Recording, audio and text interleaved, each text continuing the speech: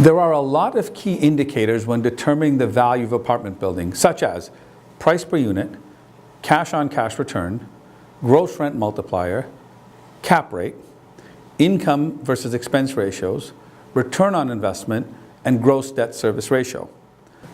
A broker who's experienced and actively marketing multi-residential buildings will be able to discuss these with you in great detail. These key indicators are like a check for the purpose of determining a value that will generate the highest possible selling price in the least amount of time.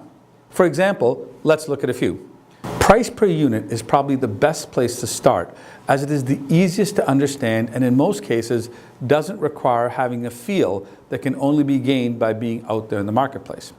Let's assume the market generally trades at $100,000 per door for a good comparable building, and a price for your building has determined to be $90,000 per door based on the current and correct income and expenses. This is where a good broker will stop and ask, why and where is the upside? And there are many different reasons, such as the rent roll has not seen any increases for some time, expenses are high due to required repairs that the new owner can make, and many other reasons that must be discovered during the evaluation process to ensure you receive the highest price possible. On the other hand, if your price per unit comes out to be $120,000 per door, any prudent buyer will stop and ask, why?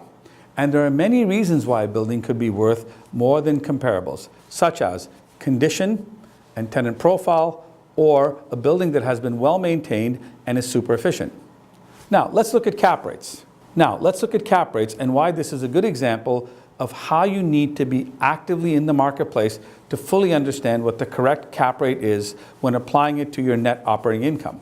Cap rates are currently in a state of flux, and the only way to truly know what the cap rate is to be immersed in the market, tracking every transaction and understanding what was behind the deal.